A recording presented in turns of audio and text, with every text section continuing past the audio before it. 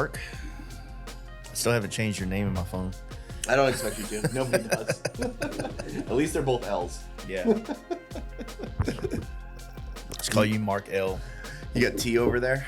Yeah, man, I've been trying to, doing these podcasts, I guess I got some kind of asphyxiation. Mm-hmm. God, I can't speak that. You had to correct a word for me earlier. Well, that's one. I need to, I feel like I need to have something to kind of sip on or drink. And it shuts me up. You know what I mean? Too. So it's like, I say something and I'm like, all right, Yeah. But no, I actually like it. It's something, hot. So it's like you sip it. You're not like just downing it. Yeah. Shit like that. So what got me into drinking this stuff was drinking hot toddies. You ever had one of those? I have had a hot toddy before. Yeah, I was like, God damn, this is really good. This is good. I can't drink at 8 a.m. So Yeah. Tea it is. Oh, cool. Well, I'm happy to be back here. We haven't even hung out in... Because you won't come to the you stay on the East Coast, man. The East Coast is hard. Listen, I've spent a lot of time all around the country, and I'm never fucking going anywhere besides... Oh, can I curse here? I'm never going anywhere besides the East Coast. Yeah. Ever. It's just my people. It's my type of people. Texas is cool. Dallas kind of sucks. Austin's cool. So I do enjoy it there, and the Hill Country's cool. Yeah. So... I enjoy coming here for my office visits and stuff like that. Maybe you just need to come out to the East Coast. You're right. The East Coast is hard. It's hard. Yeah, we're hard out there. I wouldn't say all that. Well, it's just hard to, I just don't know enough people on the East Coast, so it's hard to navigate the same way I do going west. Okay, I understand. Because I love New York, but yeah. New York is such a busy animal that when I go there, trying to link up, space is an issue. So if I'm in my Jeep, it's kind of like, where do I put it? Yeah. If I'm on a bike, even that can be issues with some areas. So it's like, it's just kind of hard to, and I can't travel and afford to pay for hotels and shit the whole time. You know what I mean? It sucks. So, but yeah, I miss it. On my trip last summer, I went to New York, and right when I showed up was when most people were leaving New York to go to the homecoming. Mm-hmm. And so I kind of got there and, was looking around like, where's everybody at, And so it was kind of a wash. I didn't really get to do anything I was really wanting to do in New York, but. A lot of people have left New York and they continue to leave New York. Our buddy Pat left. Yeah, where's he at now? He's in North Carolina. Damn, for real? Mm-hmm. What made him go down there? New York sucks. So no, he had some family first, make the big expedition across the country, as New Yorkers would think it is, down North Carolina. And so, from time and visiting and stuff like that. And he works for Saddleman now. Yeah. And, essentially 100% remote, besides traveling with his, the drag reps and going to events and stuff. But the majority of his work is at home. So he can do it anywhere. He wasn't bound to it. His wife also found herself in that same situation. She was working remote. So they just left. Right? They sold their house for a boatload of cash, and they went down there and bought a house half the price, twice the size. And they love it. And, and there's family down there, and they just had a kid. Yeah. Baby Anthony. And, the North Carolina area is a great, central location for the East Coast. Mm-hmm. You can get up to New York. It's not too long. You get down to Florida. It's not too long. You could, Alabama. What part of North Carolina they moved to? Outside of Charlotte. Okay, yeah. So that's kind of close to the border of South Carolina. Yes, it's very close. Yeah, they're 30 minutes. I think actually one of their family members lives in South Carolina because that was even cheaper to live there. But I think the majority of them are there. I feel like a lot. There has been a lot of migration towards North Carolina. Mm-hmm. There's great riding there. You got beaches. It's got a little bit of everything, to be honest. It does, and it's fairly priced. And again, centrally located, I obviously travel for work all the time. Mm-hmm. You travel for work all the time, right? And so and he travels equally just as much as we do, right? He's in Arizona right now. So being somewhere like that you can bounce around in a car real easy or on a bike real easy. Yeah. Major airport real easy. There's people I know that live 2 hours from an airport. What the fuck are they doing all that? Can I curse on this? You didn't answer. I can curse? Okay. I don't know how they're doing it. Yeah, that's... I live 30 minutes from an airport, and sometimes I find it hard for me to get to the airport. Yeah. So yeah, I think it's a good move to move out of New York. Lots of people have. I don't think I'd ever want to live there, but man, I love being there. It's cool. It's like LA. I love being in LA for a while, But after a while, everything starts to get to you. The traffic, the people. I say that about other places too, like Arizona. Like most of Arizona is like the Wild West. Yeah. Like what, you can't chill there. Like there's crackheads pulling guns on you, like at the gas station, like just getting gas. Like what? The place is wild. Yeah. It's crazy all the time. And even to that point, like New York, like you said, like there's traffic, there's people yelling everywhere. Like LA is the same. Like it's all crazy. Like, you know, like when you do travel a lot, you know, and you're on the go a lot, when you get home, it's nice for it to be just a little slowed down for you. You know, like take that reset. My wife and we've been kind of going back and forth on like the idea of moving out of Dallas. You know, not that there's anything wrong here or anything, but like I was born like 10 miles from here. So there's just like an aspect of like, I really would like to try something new, new place to live, new life, if you will, stuff like that. But I don't know. The problem with traveling all over the country is that you see a lot of areas in like maybe prime weather. Yeah. So you're like, okay, I can do this. Or I go somewhere when it is cold. And I'm like, oh, this ain't too bad. And it's like the negative 10 degrees. Yeah, exactly. Shit. Like who's been to Sturgis in January? Exactly. Right? We go out to Sturgis. It's like 80 degrees. It's sunny. We usually get a hurricane that rips through or, you know, or whatever. But we go out there. We're like, this is beautiful. We go to all the parks and everything like that. They're buried in snow most of the time. Exactly. It's like 10 degrees. Yeah, you don't want to live there. It's awful.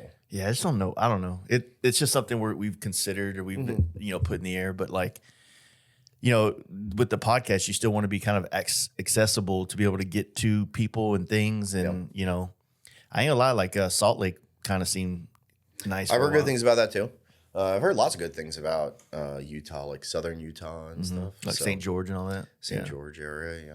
You have friends out there. It seems like Salt Lake's kind of a good hub for all the Western places, like whether you want to go to Frisco, LA, or Washington, Oregon. Phoenix isn't too bad. I mean, you can get there in a day. Vegas is super close. Exactly. So yeah.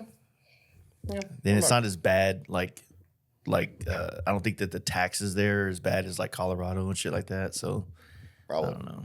Probably. It's just been on my mind, but I'm in no position to go anywhere right now. I'm pretty stuck to a lot of shit. So yeah, that'll be a big transition for you whenever that happens. Yeah. So how is repping for Lyndall on the East Coast? Like are there like what are you kind of doing? Like what's that job entail? So I am the Atlantic Regional Sales Manager. I manage from Maine all the way down to Florida and then going west from Ohio to Alabama. So very much so the whole eastern section of the U.S. Lyndall Brakes is an amazing company, makes amazing products. So the products sell themselves in a lot of regards.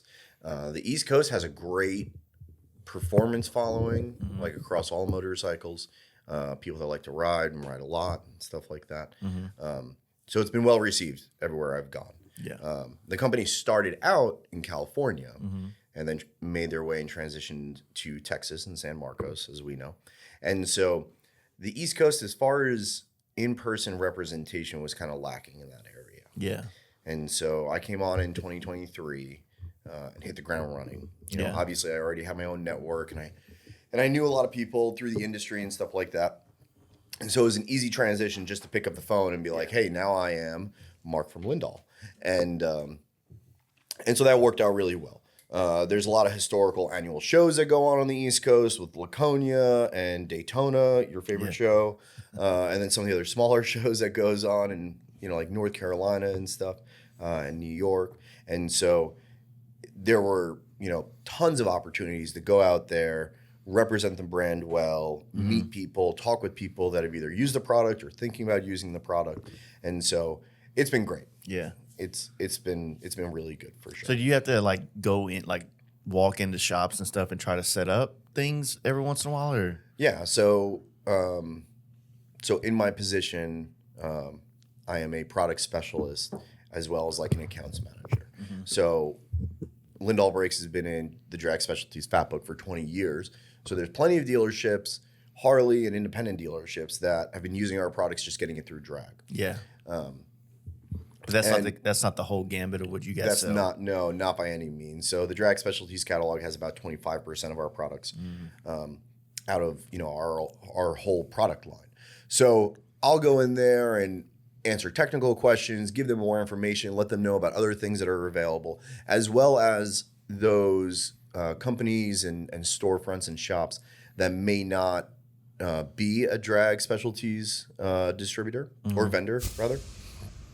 And then they can order direct with us. Yeah. So bridging that gap from what they know and what they don't know about Lyndall, letting them know what we offer, our warranties on our products, the processes in which we build them, the materials that we use, why like Lyndall Brakes is what it is, why we do things the way we do things, just educating them. Yeah.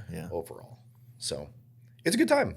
It really is. Awesome. I get to ride motorcycles and go to motorcycle shops and motorcycle shows and Yeah. hang out with motorcycle people. So it's a great time. Yeah, it's not a bad gig. No. So the last couple of years, I mean, how much involvement I feel like you have a lot of involvement in the Performance Hangover show. Yeah. And it seemed like that came at the right time as the Hardcore Cycle show was kind of on the way out of. Yeah. I don't even know. It's not still going on, right? No. The Hardcore Cycles show that was going on in Daytona, it was the first Sunday, or the only Sunday, I guess, really. That show ceased after 24. So it didn't go on this past year. Going back to the Performance Hangover show, myself, Travis from Outcast Culture, Josh from Mercenary Motorcycle Co., and Pat from Saddleman's been helping us, and then our friend Caleb. So it's been the five of us trying to wrangle up that circus every year. Yeah. And it's grown and done super, super well. Super happy with it. You know, the whole like premise of that was that we were all there with smaller brands and we weren't doing the whole long Daytona gambit, you know, setting up at the dealer or setting up at the racetrack. Yeah. And so we were all there 4 years ago and no one had anything going on that Monday. So we decided to all converge on a dealership together and throw the party. And we invited other brands with us and stuff like that, and they came along. We had a great time, and it worked out really well. And it was a show to give back to the community and to other vendors, to give smaller vendors an opportunity to set up somewhere. Yeah. And so that worked out really well, and it's grown and it's huge. I mean, it's Are y'all still doing that insane. crazy? Yeah, everything about it's Ride. crazy. Everything's the hood ride? Yeah. The hood ride definitely does still go on. People get really excited for that. That's for some people that was like their main highlight. Like that's what they wanted to do. They're like, I'm coming and I'm doing the hood ride with the Mercenary Boys in the morning. It's like what, like 100 miles? How many miles is it? So the past 2 years we've hosted at Orlando Harley Davidson. Yeah. And so we typically leave out location undisclosed. We usually leave out somewhere around like the racetrack, like the speedway, somewhere around there. So I think it's like 45 miles. Yeah, or 50 I think it's miles. right around 50 miles or so. Yeah. No, we have done it at dealers that were further, and that was even longer. Yeah, because is that Space Coast? Yeah, it was at Space Coast for 2 years. And we loved having it there. We just outgrew that venue very quickly. It was the second year. You weren't there for the second. You weren't there for any of the years because you love Daytona so much. But the second year, we hosted it, and it was the second year at Space Coast, and it was just overrun. Oh, yeah. Completely overrun. You couldn't walk through the bikes. You couldn't walk in front of the vendors' tents or anything. So then we moved it to Orlando. I like the idea of that because it gives like you already said, it gives the chance for maybe the smaller brands that can't afford to be sitting there for 7, 8, 9, 10 days and paying upwards of over $10,000 to be a vendor at an event like that. Like, I don't think that we have that kind of money in certain parts of our industry. Like, the more established brands do. And I think it's important to be able to have that ability to bridge the gap. Like, I don't even know. I feel like maybe Black Hills Harley, how was that? Like, I know you guys were doing it with Lexin back in the day, but. So I've been with other companies prior, like at Black Hills, but still the same thing. Like, when you sign up to vend at any of the, like the big locations at any of these annual like rallies, you're committed to the entire time. Yeah. And so, for example, at the Daytona Harley Davidson dealership, the Teddy Morris Daytona Harley Davidson dealership, it's like a 12-day commitment to be there, right? And so there's a lot of smaller brands that are doing good things for the industry and the community that may not be doing this full time. You know, there's people that make parts that aren't doing it full time. They still have jobs at home, or their spouse has jobs at homes. and they have children that they have to take care of and stuff like that. So they can't come out necessarily and spend 2 weeks, right, with travel and everything there. So that was definitely our take on it when we started it. And it seems like Daytona specifically has really turned a tide to single day events. I mean, if you look at the timeline for Daytona in 25, there was a single day show every day, starting from that first Friday all the way to the last Friday. Yeah. So I mean, there was 9 days of single day shows every day. So, you know, for some of those smaller brands that can't do the whole thing, that was great. I mean, we've had brands from Canada come out, multiple brands from Canada come out. Yeah. Even some of the larger ones, like shout out to Speed Dealer. Speed Dealer came out and set up our show last year. They didn't have a big venue, and they're a big company again, but you know, a smaller team, right? Yeah. That, you know, like can't afford to be completely out of the office for 2 weeks. Yeah, it's not just out of the office, like you said, travel and lodging. You know, it's, when you're it's putting all up that stuff. It's, you know, it's the financial cost of it, but then it's the time away from the shop. It's difficult to do all those things. Even for the largest companies, it's hard. You know. Yeah.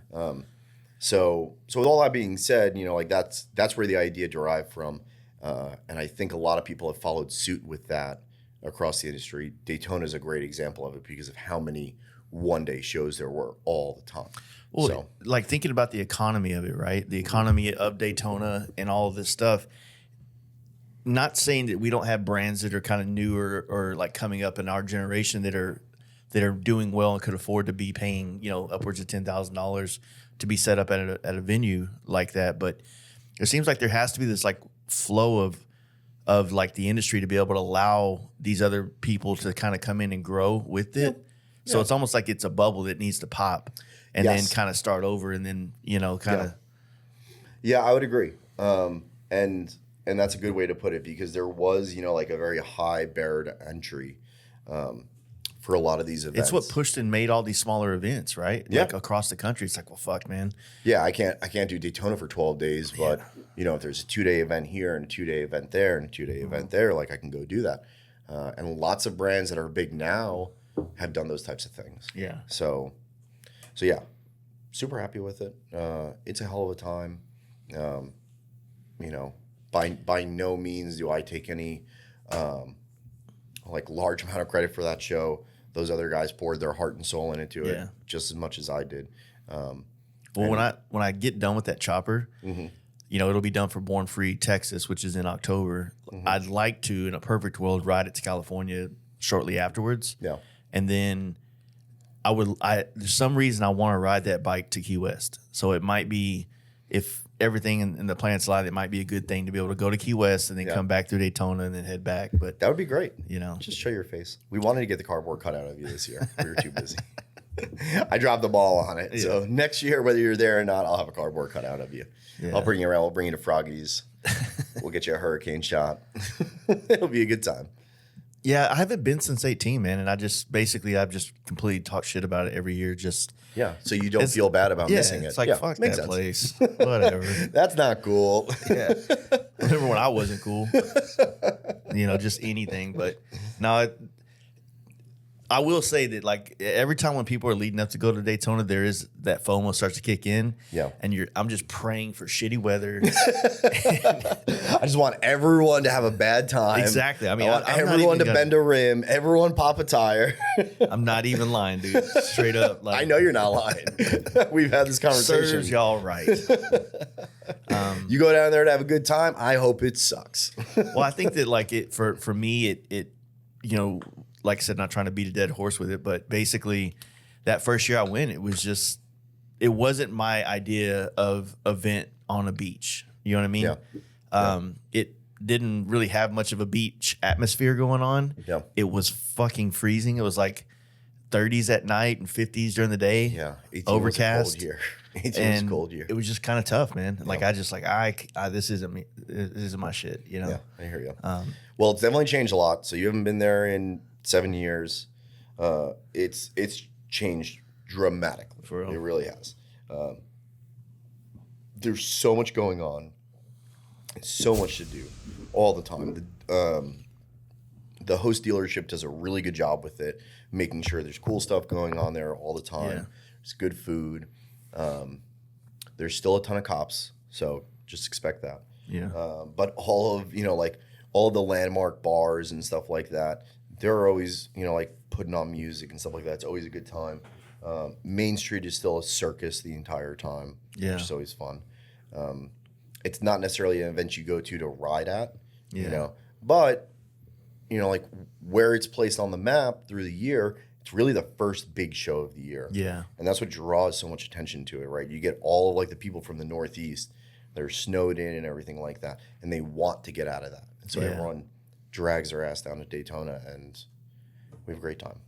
Yeah, I mean, maybe the planets will align next year, and it'll be. I think it will. I think it will in the cards for me, but well, I enjoy the fact, like, I think Daniel had the Proper Baggers kind of took over and made some kind of performance show as well. Yeah, I know the Chris Harry and those dudes put together an FXR kind of event out there, so like those kind of things I want to connect with and be at, right? But I guess when the first time I went, there was the only performance thing that was going on was we went to the Ace Cafe before, and that's where I actually met a lot of people. You know what I'm saying? And that Ace Cafe thing was like the only performance thing that took place around Daytona, and that's in Orlando, right? Yeah. And so, now that the tides have kind of shifted in a sense, it's almost like everywhere you go in Daytona now, it's more this type of world or atmosphere, if that makes sense. No, yeah, I would agree with you. So yeah, Daniel and I have been friends for a while. We do the Laconia show. We also work together to do that Daytona show. Nice. So once a hardcore show left, we heard some rumblings about it. We weren't sure if someone else was going to take the spot or not. What's perfect for Daniel with the Proper Baggers, with it already kind of being like a hub for information or the collective of like all the people into these bikes. Yeah, and it makes sense for that to be a show or something. Yeah, like that time slot has just been historic as like if you're coming there and you ride a performance bike, like you go to the show at the dealership on Sunday, right? And so that's what Daniel and I talked about. And we decided we should do it because we don't want that gap in the industry. We don't want that gap in the community during Daytona. So that show was great. Yeah. It was a ton of fun. We had a DJ there. We just played some background music. We had all the bikes in there. The place was completely packed. Yeah. We actually had to stop letting bikes in at one point. It was overloaded. And we had like the Ball of Death in there with like, those crazy guys. So something that doesn't need to be in there. It's in the way. Oh, okay. Exactly. I don't need a gimmick at the gimmick, dude. Don't need a gimmick at the gimmick. But it was good. It was great. We had a lot of new builds that showed out for the first time that year, or this year rather. I always feel like Daytona has some fire ass builds because it's like you said, it's that first event, right? It's the first big event, so people are building during the winter season. They're getting ready, and then they're dropping new builds in Daytona. So we had tons of that. It went over fantastic. We're super happy about it. And again, we just didn't want to see that void in the motorcycle community like go without in that area. Daytona didn't need any more one-day shows. Yeah, that was for sure. Because like I said, there's one every day. But once there was a gap there, and we were offered it, we said it was a good idea just to be able to fill it. That's good. Yeah. So what's the new twist on Texas Hills this year? We missed out last year. Texas Hills, super excited. So for everyone that knows about Texas Hills from the past, last year was supposed to go on, same venue at the Roundup out in the Hill Country, which is an awesome venue. However, unfortunately, they closed down, and they did not inform the Texas Hills people of that until just a few months before. And so instead of trying to hodgepodge it together and slap something together, the hard decision was made to just cease it for 2024 and come back in 2025. So 2025 has definitely taken a little bit different of a spin. The main event is on May 18th. The pre-party is on the 17th. The pre-party is going to be held at the Lyndall Brakes facility in San Marcos, right off Ranch Road 12, which is a great jump point for all of your hill country riding. Yeah. So on the 17th, around 11 a.m., we're going to start, and we're going to do 3 guided rides through the hill country there. There's going to be a long ride, a medium ride, and a short ride. one leaving at 11 a.m., one leaving around 12:30, and then one leaving around 2. Everyone will come back at 6 p.m. And then at 6 p.m., we're going to have a bonfire. We're going to have beer and water and soda. We're going to have food trucks there. We're going to do mini bike races. We're just going to party. Nice. We're just going to have a good time, right? So come to Texas Hills. Come experience the hill country with people around here that know all the rides. They're going to take you there, take you out to Lukenbach, take you to the River Road Ice House, take you all those places. Yeah. All the really beautiful riding in the hill country. And then Sunday that's on a Saturday, right? That's on the Saturday, yep. And then Sunday, May 18th, is the main portion of that event. So we'll have vendors out there displaying parts, showing parts as well. It's going to be at a venue in South Austin called Radio East, which is a music and bar venue. Yeah. We're going to have live bands there. We're going to have giveaway prizes. We're going to have raffles out there. There's going to be a bike show there. It's an awesome, awesome venue. And this allows people to experience both sides of Texas in that area, right? So Saturday, you'll get to see all of the hill country riding. You get to do the Devil's Backbone. I think the long ride is even going out to the Three Sisters and coming back. Yeah. So you'll get to do a lot of really cool riding out there that otherwise, unless you did a lot of planning, you wouldn't be able to hit yourself. Yeah. So, and then Sunday is a great opportunity where we're going to have everyone together, one place, all those bikes. There's going to be honky tonk music. Shinerbach came on as a sponsor. Simpson motorcycle helmets will be there. Lyndall Brakes will be there. Most of the very forged Texas brands will all be there, as well as some that are traveling from out of states as well. Mercenary Motorcycle Co. will be there with their whole line of soft merch, and a few others with us as well. So it's going to be a great time. It's going to be an awesome show. It's an awesome venue. I got to do the site walk this week. Super excited about it. Yeah. So yeah, May 17th and 18th. Yeah. Chase will be there. Yeah, I should be there. Out. And it's going to be a good time. Yeah. So so how is things going with Lyndall and the race world right now? Lyndall and the race world. You know what I mean? What's obviously I know that Paul has always been a big proponent of racing bikes and all that. So what's going on in y'all space with that? I know a lot of products get developed out of the race teams and stuff like that. So yeah, absolutely. So we'll back up and give you just a little bit more history about Lyndall. So Lyndall Brakes is a track developed, race inspired company. Everything that we make is for the purpose of going fast, right? Going fast, looking good, functionality and performance of it. And so Paul, the owner of the company, was a road racer many years ago. He developed his brake pads for the purpose of being used on the track because he didn't like the ones he was using. And he started selling them, and they started, gaining some traction, stuff like that.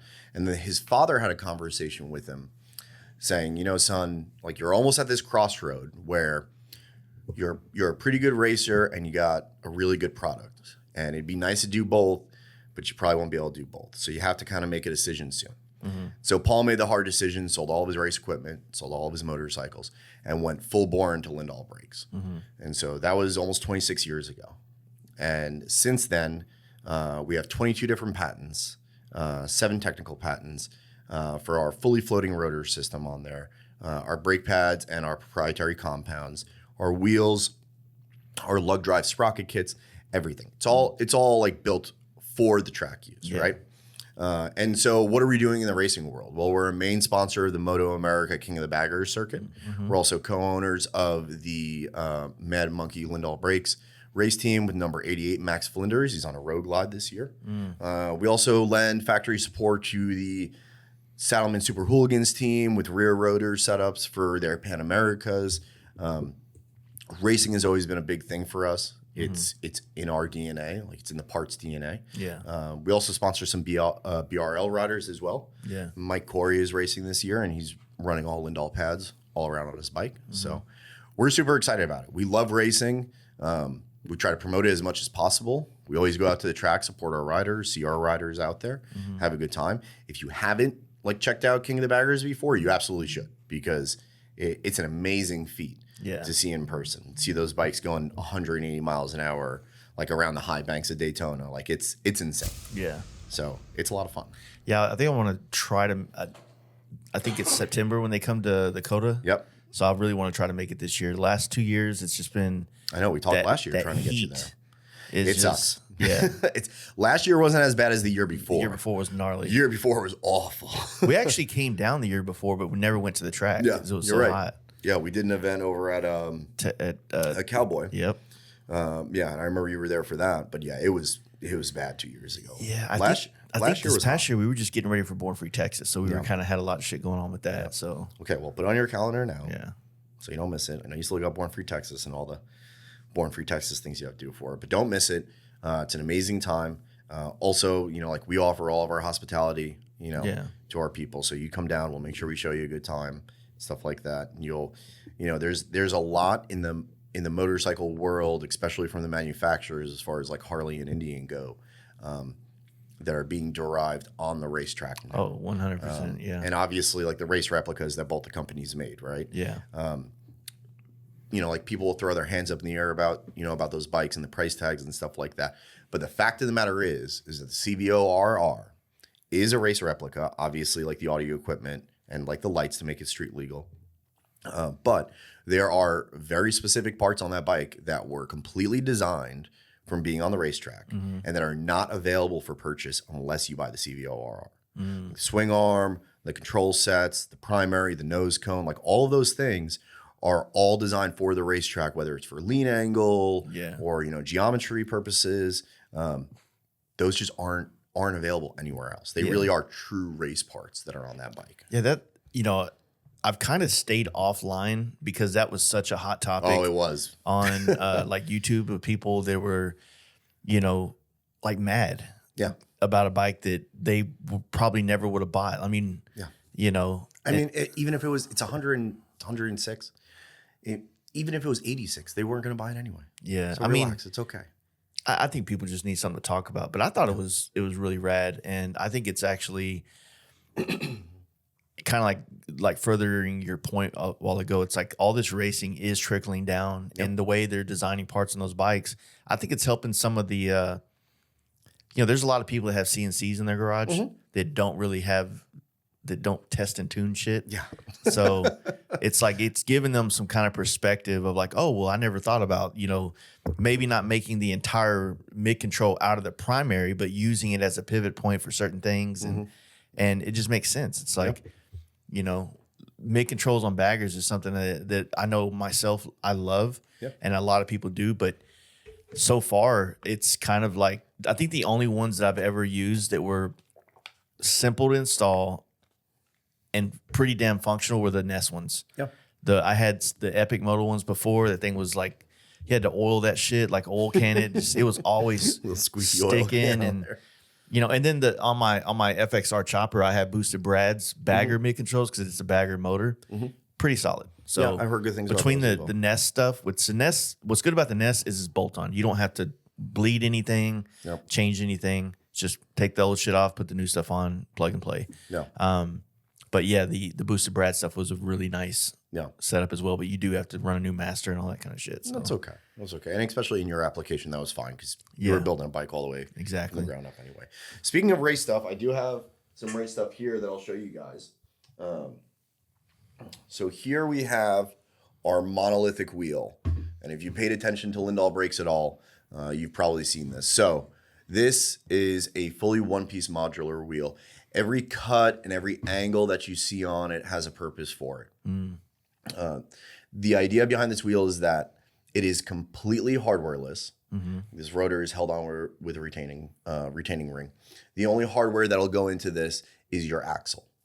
Okay, this wheel will be lighter and stronger than any other wheel on the market, including carbon fiber wheels. You want me to? Are you? No, you look like you were going to catch it, and I was going to roll it to you. No. Let's not do that. This is a prototype. So, you have your stanchions. It's a little bit easier to see on this side. You have your stanchions. So this camera right here. This camera. Yeah. You'll have your stanchions here for your rotor setup. You'll have to use our rotors for it. This wheel itself, again, was designed for the purpose of racing, as light and as strong as possible.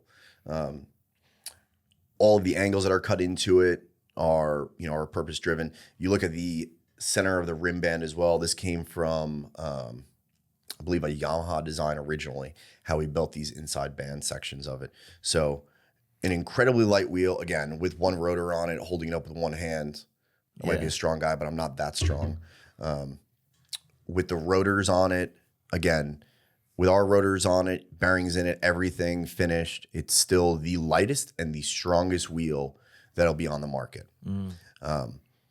Getting something like this done is not an easy task. Yeah, that's one solid billet piece. This is one solid piece. So this is our prototype. This was cut from a 460-pound block by itself. It took over, I think, 160 hours on the machine to get it cut. And so from there, what do? We can't build every wheel like that. So we had Archesini make the forgings for these wheels. Archesini makes Ferrari wheels for Formula One, right? There's no one else on the market that's getting forgings done by Archesini. Archesini didn't even have a clue what to do when we sent them the designs for it. They're like, we've never done anything like this. So this will be available later this year in dual 17s, and then a little bit later on in 18-19 combos as well. So you'll be able to do a 17-19 for a soft tail to keep it street, or you can do 17s front and rear, and 18-19. They do the 17s mainly because of tire options. Yeah, so a Softail stock wheel size is 16-19. The 16 does not allow you for very sport influenced tires. So we recommend most of our customers to go up to a 17. And most of them go that route. It offers you a ton of better tire options. Yeah. I personally run a 17 on my Softail, and I run a Bridgestone Battle Axe tire. It's a street bike tire. It's still weight rated. There's nothing wrong with that. It's still plenty strong, and it's a monster of a tire. And so you'll be able to run those 17-19 on Softail or dual 17s, and then 18-19 on a bagger, or dual 17s again. If I mean, obviously, if you're not really racing it, then me personally, it's 18s on the rear wheel. Yeah, makes sense. Off basically, and you can still get nice compounds on 18s, right? Yeah, like, it just looks. Yeah, and the size does look really nice. Again, I will roll this over to you. You can pick it up and see how light it is. This has one rotor on it. Yeah. I remember Paul talking about these a couple years back, Yeah. Actually, no, it was a different drive setup he was working on, but I think it ended up getting refined down to this. Paul's always looking for ways to, make things lighter, make them stronger, make even them like faster. the rotors and like the like being able to remove the rotor on the outside without having to, before it was like you'd have to unbolt the whole, the center carrier off, and then swap out your friction rings and stuff like that. So having it to be able to do it the other way is just super simple easy and easy. And so I have an example of that too. Let me reach down to my bag. So these are our lug drive sprocket systems. We're also starting to do anodized colors now as well. Yeah. So we have red, we have gold. We'll be doing blue, also black and chrome as well. And so what's unique about these is, like you talked about, not having to unbolt them. So if you're at the racetrack and you want to change your final drive gear, which lots of them do, and again, it derived from King of the Baggers. Like, this is a full lug drive system, right? So your center carrier for your final drive will stay bolted on, and then you'll change your ring gear. So you can go from 48 all the way up to 56 on these, 58 actually, I think. And again, there's just a retaining spring that's holding it on. So what is that material made out of on the actual friction part of the sprocket? So it's T71 forged aluminum. It's the strongest aluminum you can get for it. And as long as it's, usually don't take it off in this direction. As long as everything's aligned straight, as long as you know what you're doing on your bike, you won't have an issue with it at all. I've personally ran our aluminum sprockets. I've gotten 16,000 miles out of them, which is plenty for a sprocket, right? Yeah. Everyone thinks you have to go steel. You don't have to go steel. That little bit of play in between here allows for heat expansion, allows for a torque difference between the two products, so nothing is getting additional tension where it mounts and stuff like that, so you don't have to worry about bolts snapping. It's a great design. It works extremely well. We also have them matching for our wheels, as well as some stock wheel combinations as well. So again, we're basing everything that we do and the design of all of our products off the idea of functionality, and improving the performance of your motorcycle, And that's really the areas that we focus on. So retaining ring just gets snapped back into place on it. And it's locked back in.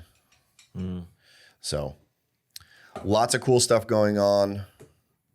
We're super excited about it. We're super excited to be racing again this year. Everyone has great things to say about our products every time they purchase them. So we're thankful for all those people that, that voiced their positive opinions about everything, and looking forward to moving up into the future. Yeah, the spot. I mean, like I said, I've my FXR chopper. I've got some one-off OG Lyndalls from back in the day. Yep. And I mean, literally the rotor carriers that are on it are the original ones when I bought or got the wheels from Paul back in 2017, I believe. Yeah. And I on the Gold FXR, I probably put 25,000 miles on it that first year. Yeah. And then sold the wheels, ended up getting them back, and then put new rotor carriers on there. And I'm sitting at like maybe 25,000 miles on the FXR now, the chopper. And literally it still feels good. I mean, I know that they've been like lots of improvements have happened over the years, but even what I had back in, 2017 has, almost 7-8 years later now, it's still performing and keeping me on the road with what I do on that bike. So yeah, absolutely. And I mean, and you're putting them down, you're putting a lot of miles down. The rotors are, like you mentioned, they're designed very similar with the lug drive system on there, and that'll allow for heat expansion and keep them from warping. Yeah. And that's another really good aspect of our product line is that for our rotors, as long as you're using our pads, they are guaranteed for life against warpage. So no matter how many miles you put on them, they're guaranteed. If they ever warp, you take them off, you send them back to us. Yeah. We'll check the run out on them, and we'll replace them if they need to be replaced. Yeah. It's just that simple. And we're able to do that because of the steel that we offer. So we use martensitic 410 stainless steel, and it comes from Japan. The only two companies in the world that use that steel is us and Brembo. And so by doing that, we can offer that warranty. We can make the cuts that we make, right? Because you've seen I think you have the bow tie design on yours. That's windowed. No, not on the crown cut. Just crown cuts. Yeah. Okay, so you have a crown cut. So even the crown cut has the notch taken out of the top of it, right? So it's not a perfect circle.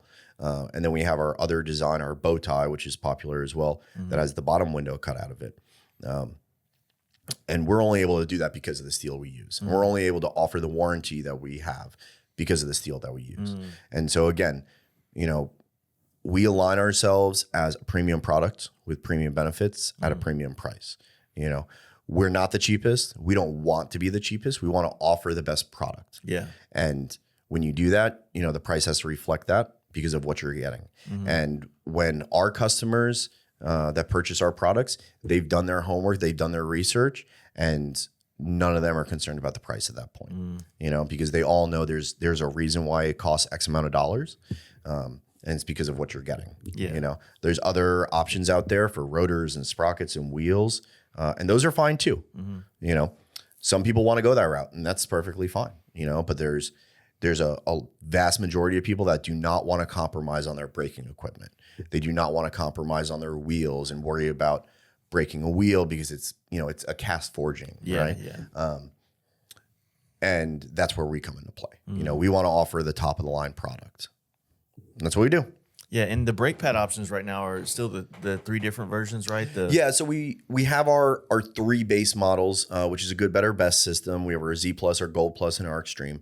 We also offer a Extreme Centered, which is for certain calipers, mainly not the OEM calipers. Yeah. We have them for the Brembo M4 108s, which is the popular aftermarket caliper that a lot of people put on. We also offer them for the Brembo 100 millimeter, which come on the CVOSTs, the Pan America, the Live so Wires. Those are 100 millimeter. Yep, those are 100 millimeter. They're still good calipers. There's nothing wrong with them. That's just what Harley chose to do with Brembo, making those calipers. So out of all those compounds, most of the people watching, most of the people that are out there riding will fall into the Gold Plus category. It's 20% better overall than an OEM pad. So better initial bite, better resistance to brake fade, better mileage with all of our pads holding a guarantee of 18,000 miles at a minimum. Yeah. No matter if it's a loaded down ultra classic or if it's a Sportster, You'll get a minimum of 18,000 miles, which is over OEM pads, less dust and less noise. So it's really a win-win-win all the way across the board. You could go from running the OEM pads and putting on our Gold Plus, or if you ride really hard with power adders and stuff, you could put our Extreme pads in there, and there will be a noticeable braking performance difference just by changing your pads. So you can't beat that.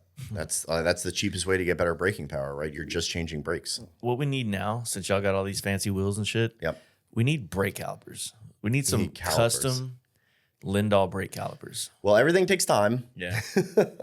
So it's definitely something that we have our eye on and we talk about in our R&D meetings. We had an R&D meeting today, actually. So it is something that we're planning on in the future.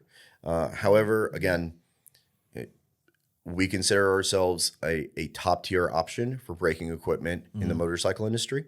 And we only partner with people that we believe align in the same spot. So Brembo. So we only sell Brembo products as far as calipers go. Calipers and master cylinders. Brembo is race proven, right? Track derived. There's no question about that. They've been in MotoGP since the 80s, right? So again, that's who we choose to use. There's plenty of other options out there, and they're fine too. Yeah. But we don't believe they align with how serious we take our products. And so that's what we offer. With all that being said, designing a caliper will take us a long time because we want to make sure that we're on par at that same level. Yeah. We don't want to offer a subpar product ever. We'd rather just not offer it. Yeah, it seems like it'd be kind of difficult right now too, as well, because I think in the air, a lot of us feel like the bikes that are currently on the stables for Harley are probably going to evolve into something a little more like the newer front ends and stuff like that, and maybe into more, I don't know, like the monoshock frame. Like we know that something, we don't know. We speculate that something probably is going to end up happening at some point in time. So perhaps like wanting to see where the direction that Harley goes before you start making aftermarket hard parts like that to see, you don't want to R&D something, then they have a whole new system that you'd have to build too. You know what I mean? So seeing how this racing stuff trickles down is kind of important, Yeah. Well, you look at all the racing bikes are all using radial brakes, right? And historically, if you've been following Harley Davidson for a while, you'll know when they're fielding new parts, they'll put them on bikes in two different areas. They'll put them on their high-end, high-line bikes, right? So the CVOs, right? CVOs always get new products first. And then they'll put them on their newly developed lines, like the Nightster. Right, like the Nightster just came back out. And that has the new brake rotor size. It has the 12.6, right, or the 320 millimeter, and that's the same size that the CVO ST's got. The year after the CVO ST touring line got them, the base models got them as well, and then the Pan Americas have the 320 millimeter rotor as well. So eventually, speculating. I didn't steal this information from Harley Davidson. Speculating, it's going to eventually get to the point where they're probably going to phase out the old rotor size and the old calipers and go with new calipers on it and new rotors on it, that 320 millimeter. Yeah, it makes sense for them to do that. So I mean, they've done the same thing with the fuel injection system, right? When they went from the Magneti Marelli to the Delphi system, right? They've done the same thing with the inverted front ends, right? And so it's just a matter of time. They did the same thing with the VVT motors, right? And then the M8 motors and stuff. So so historically... But I think the only thing that has the VVT is that first CVO. Yeah. I think everything else is just basically the high output. It's newer stuff that they did, like the different intake system, shit like that. But they all have that same cam cover, even though I think the first CVO or the CVO non-ST, non-RR are the only ones that have VVT. So, well, we'll see. Yeah, we'll see. It'll probably trickle. What is that? So I know we talked about it before, but isn't that just like VTEC? Yeah, variable valve timing. That's what VVT stands for. But I mean, hey, VTEC was awesome back in the 90s. It's still going to be awesome now. It's great technology. We don't need to dive into it. And I'm not a subject matter expert on it either. But variable valve timing makes sense. Yeah. So I'm sure it'll be great. Yeah, it's I think I'm holding out this year. Like I said, I got this FXR that I'm working on and the chopper for Born Free. But I think if everything kind of pans out correctly, I think my next bike's going to be another lowrider ST. Good. Like I'm pretty into that. I mean, I had one. Yep. And now in hindsight, I think that I never really truly got to enjoy it because it was a short-lived motorcycle for me. That was probably one of your shorter ones too. Yeah. So I had my Road Glide prior to it, and I was building the FXR chop at the same time that I got the ST. And so I rode the ST all summer, and then after summer, we were finishing the lowrider or the FXR for the FXR tour. And so I never really truly got to enjoy the bike. And then I put it up for sale. Didn't quite sell it for what I wanted, but, you know, unloaded it for sure. But now with the new high output motor, it's like less you have to do to it to get the kind of horsepower that you want to have out of it. Yeah. I don't really care about the whole bag situation. I prefer the shorter bag personally. But, you know, it's just a good bike that I just, like I said, I didn't really get a chance to. I love the Softail platform. Yeah. I love it. You're against the ST though, right? You're against a lot of shit. I'm not. Well, let's not get into it. We don't want everyone to hate me by the end of this. No, I'm not a fan of the ST personally. What was that video that you and your old lady put up the other day where you're like, you sure do talk a lot of shit about FXRs or something like that? Let's not repeat that. Yeah, episode 81 back in the archives. I may or may not have said that I like FXRs. I don't, for the record. I don't like FXRs. Yeah, I'm not a huge fan of the ST. It was the right direction for the motor company to go and everything. And, you know, like obviously it sells well. Everybody loves them and stuff like that. I just don't personally care for the bags. I don't like clamshell bags. And I'll tell you exactly when I learned that I didn't like clamshell bikes or clamshell bags. Is I came here and I flew in. Oh, yeah. You remember this? Yeah. And James picked me up and gave me his bike. And it didn't have a sissy bar on there. And I had like a piece of luggage that needed to be strapped to the sissy bar. So I took everything out and stuffed it into bags. And we did the hood ride that year. Yeah. And we went to that bar, whatever bar it was. Anvil. And I went to open up one of the bags. And there was water against the curb line. And my damn toothbrush fell out of the bag into the water. And I was like, this doesn't make any sense. Why would they design bags like this? Now my toothbrush is ruined. But you still used it, right? Yeah, I still used it. No questions. Yeah, and that drove me nuts. And that like immediately solidified my hate for those bags. Yeah. And then I just think the fairing is a little too low in general. It looks good. You know, it looks good. It is low though. It's more of a, like it handles more your chest and midsection. And all this being said, that like I'm not a bagger guy, you know, like I won't be a bagger guy for a long time. Someone asked me last year, like, oh, what do you think? Like, where are you going to be in like 10 years? And I was like, 10 years and like, you know, like beating around it. I was like, will I have a bagger in 10 years? You know what's maybe not. That brings up a feeling, right? I feel this, but no facts, right? And actually, I saw a YouTube video the other day that kind of piqued my interest. I think it was this guy, Professional Monkey or whatever. I can't say no. Yeah, I don't know the guy personally. It was a good. I wouldn't say clickbaited because it was actually about the headline, but the headline got me right.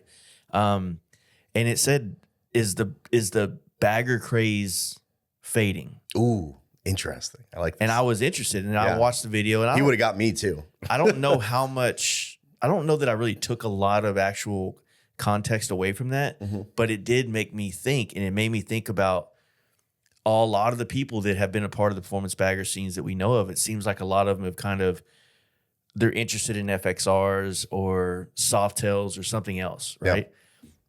And I wonder if maybe not the craze or not the hype, but maybe like the guys that's already had a bagger are kind of like, man, I kind of want a different ride now. Yep. And I wonder if that wave or that phase or that thing is kind of like, for some people, it's kind of going a different direction right now. Yeah. You know? Yeah. I mean, I would agree with you. I do think like it is losing interest just a little bit. Yeah, just a little bit. Not like a drop off. No, it's not dropping off by any means, but I do think that it's losing interest. I mean, performance never goes out of style. Yeah, for sure. Yeah. So, you know, there's gonna be people that want baggers because they want, you know, big bags and touring and, you know, and all that stuff. And they also want to go fast and handle well and stuff like that. So that'll always be around. But I do agree with you that I think it's losing just a little bit of steam out there. Yeah. There's a lot of other good options. Like the Pan America ST is a monster. Yeah. It's a straight up monster. You know, like that thing's gonna land you in jail. It's so damn fast. And then, you know, Softails have gotten, you know, like to a crazy point with like you spoke about before, like the high output motor that they have and the power that it's putting down and the size of it and how well it rides, you know, how well it handles, that, you know, unless you really need all that storage room, if you put a decent fairing on a Softail, like you're good to rip. Yeah. You can do 1,000 miles on it, no 100%, problem. Yeah. You know, I picked mine up from you after you painted it. Did you put leather pros on yours? I can't remember. No. Absolutely not. You have any bags or just that tour pack? I have that ugly ass tour pack. Maybe we can like drop a photo in there of it. It's horrendous, but you painted it. Looks great, but it looks ridiculous on that bike. But I have those nice wheels on it. Yeah. So you want to show it off. And I got to show those off. So yeah, no, I refuse to do bags on it. Well, I have throwovers. I've actually, well, I was talking to my buddy Devin out here about it. I was like, you know, for the cost that some people are spending, not to say anything bad about the cost of things, but just say you are buying a speed dealer swing arm and you're, you know, probably touching close to $3,000 with everything, you know, shipping, all that stuff. It's like, man, you can kind of get a nice little, depending on where you're at in the country, you can buy some bikes. Oh yeah. $3,000, you can buy a bike. Yeah. And I mean, it's like, okay, well, you throw another $3,000 or $4,000 in. I mean, depending on who you are and like your aptitude with mechanics, it's like for like $6,000 or $7,000 into a bike and some elbow grease, you can have a pretty cool little ripper, whether it's a Dyna, a Sporty, or you know, an FXR or something like that. And I feel like I see a lot of people kind of go in that direction because you get that same feeling, that maybe that dopamine rush of like customizing or personalizing that bike, but you're not swiping a credit card and signing papers for 7 years and shit like that. Yeah, you know what I mean? 7 years. Oh God. Hope I don't have to finance a bike for 7 years for my next one. Well, hey, you know, us broke dudes. Yeah, I mean, there's definitely people that really enjoy the process of building a bike. Yeah. You know, and you'll see high turnover rates on bikes like that. And then there's other people that are the complete opposite. You know, like I'm never going to sell my Softail. You sold your Dyna? You wrecked that. Oh, right? I wrecked it. I big wrecked it. It was bad. That thing was smushed. As soon as that came out of my mouth, I remember what happened to the. Oh, you almost died. Yeah, almost lost my leg. They almost called me one-legged Mark. So, yeah, that was not a good time at all. Yeah, I mean, you know, like I'm the opposite. I just want to keep them. It's fine, you know. But I do have multiple bikes too. So, but they're just all the bikes that I've kept. Like I have a Sportster that I bought brand new in 2008 and I still have it. Yeah. You know, I still have the Dyna right now and still just be riding around on it if I didn't meet the back of a Jeep Grand Cherokee. Yeah. So I feel like I haven't been able to get over that 2-bike hump. So that's a tough one. You know, 3-bike bike? Well, I have, 3-bike Mike. He's got 3 bikes now. Yeah. I've had, last year I had the FXR Chop, the Road Glide CVO, and then the ST. Yeah. But I found myself not like almost like if I had a third kid, I don't know if I'd really care for it. You know what I'm saying? Is that the same? Yeah, really? Well, it's the only analogy. Like 2, I can share the love. Everything's good. The third one, it's like a third bike. I don't know how to I guess I don't know. Once I get a third bike, I'm looking to unload one. Usually I don't really know how to and hold on kids to sell that. pretty high. So I can get the analogy. Yeah. Well, 3-bike Mike has the same exact problem. This is Mikey Leplo for everyone that doesn't know 3-bike Mike, but he's one of the guys that puts on Texas Hills. Yeah. He's a good friend of mine. He's a great guy. He probably won't be nice to you if you meet him, but he's an all right guy. But he has a T-Sport. Clean. He has a Dyna Lowrider S, and then he has a Softail Lowrider S, and they're essentially all the same bikes. Yeah, like all flamed. Well, except for the purple. No, they're not. They're not all flamed. The Dyna is just straight black. Oh, okay. The T-Sport is Concord purple. Everybody loves it. And then his Softail is really nice. It's got the flame paint job, but they're all the same bikes. Yeah. And like our friend Tommy, Tommy has the Goldie Hog that only gets ridden when I come to town. And, pretty much and he keeps trying to get me to buy it, but I have my Softail. It's like the same bike. Well, it's like, why do you need to buy it if it's always available? Don't say that. He won't let me use it next time. But it is for sale if anyone's looking for it. You go to Texas Dyna 1836. Yeah, you're probably going to have to do an oil change on it here pretty soon. Yeah, I'm going to have to do a little bit of service for it. Did he get rid of that T-Sport yet? No, he still has the T-Sport. Yeah, do that. Tommy is like the T-Sport finding king. Yeah. They fall. I mean, obviously working in a dealership, they fall in your lap. Yeah. You know, and you offer them like, hey, well, man, this bike is just not really it's blue a little looking. dirty. Yeah, man. We can offer you like 1,000 for it, you know? Just coming across all sorts of random stuff. Oh, goodness. Yeah, it's a really nice bike. It's a super nice bike, right? It's an original Texas bike, too. Mm-hmm. Damn. I want to find, for this FXR I got on the lift, I was telling Matt a while ago, I was like, I'd really want to find just a front end, a T-Sport front end that's in good shape. Because it's a bike that I've always kind of had as like a dream bike, was an FXR that had like a true T-Sport front end. Yeah. I think that the Goo out there in California, his FXR was like that, and I was just always in love with it. You know what I'm saying? So I've had a few T-Sports. That was always a dream bike as well. You had your purple one, right? Yeah, the purple's, and that's another one like that. That was kind of short lived. You know, that was a beautiful bike. I liked it. I didn't do a lot to it. I just did enough so that it was good on the road. Yeah. But I was in the process of building the last performance bagger I had with the gold wheels and all that stuff. And that bike kind of like it was literally one of my favorite paint jobs I ever did for myself. And that bike was just a vibe. So once it was done, the T-Sport just kind of like I said, I'm like a very I don't know, like tunnel vision. Yeah. You're like, T-Sport, not important anymore. I ended up selling the T-Sport. Like, I didn't even have it for 6 months. Yeah. I sold it and then it got raffled. So I hate raffles so much. They're evolving now. I don't think the raffle thing is as big as I think now. It's turning into that. How do you call it? They get like you buy a ticket, you buy something off a website and you get entered for a bunch of shit. You know. Yeah. So it's still a raffle. It's the evolution, right? Yeah. I'm not a fan of it. The problem is that it inflates all these motorcycles' prices, right? Because you're raffling it. You know, there's X amount of stickers that you can purchase on the website, right? And it equates to, X amount of dollars, but that dollar amount is always over like a reasonable asking price for those bikes. Yeah. And it drives me nuts. The justification obviously is always like, well, what all are they doing? What are they providing? Is there a second place, third place? Yeah. Is there some sort of like getting the bike to the person? You know, like I understand like the whole concept of like dudes that are raffling off things that aren't really of any kind of value to have. Like this is just a normal Dyna. Yeah.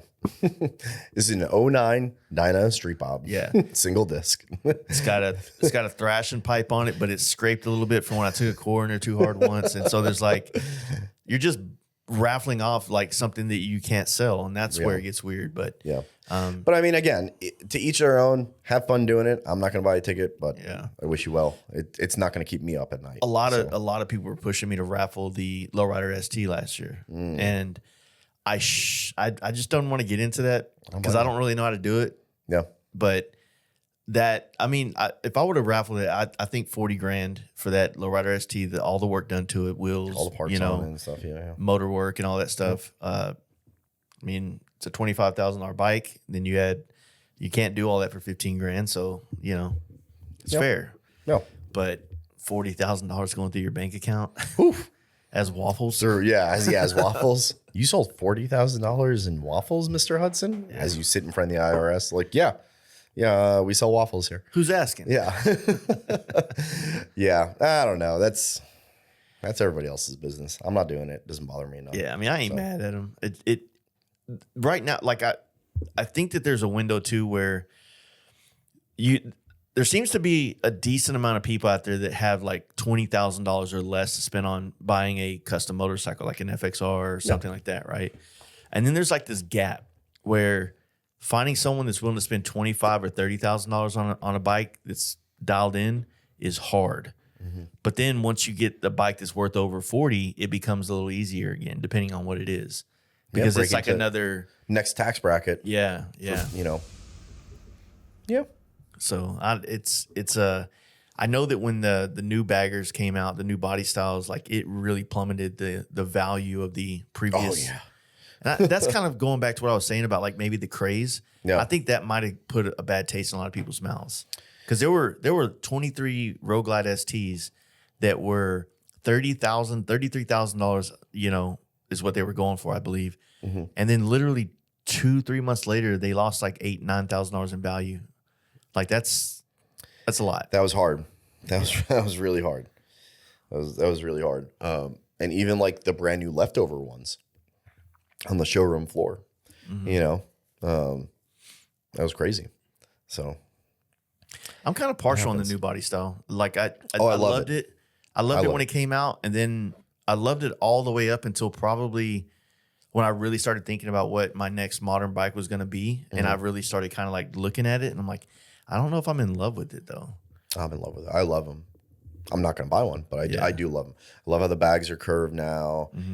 I love the build, like the build of the fairing on it. I like the new side covers on it. Like I like all of it. Yeah. I think I even like the tank is a little bit more like scalloped on the sides. I do like painting them. Oh, I'm sure. Those lines make it way easier to transfer like designs back and forth. Yeah, it's not like a hard edge. Yeah. You know, like it has like that nice flow around the edges of the tank and stuff like that. And the bags too. Well, I know for sure next week a 23 CVO is getting dropped off that we're going to be doing an all-out paint job on, and the bike's getting built. So it'd be nice to have like my work back on some bikes that are out there, you know, on the streets. Yeah, of course. But then I think I have another one that's supposed to be coming in May that I'm pretty excited for. So I get to paint 2 more of them. The thing is, when I was doing all the work for Covington's up there, like I would do these bikes that were all to the 9s, but it's kind of like once the customers got them, they disappeared.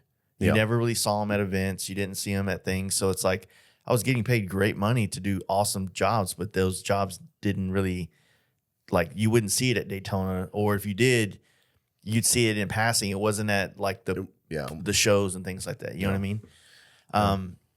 But yeah, it's like I don't know. I'm kind of back in that phase of like, okay, actually I just accepted the fact that, you know, you're going to be a painter for the rest of your life. I'm going to be a painter the rest of my fucking life. You know, like.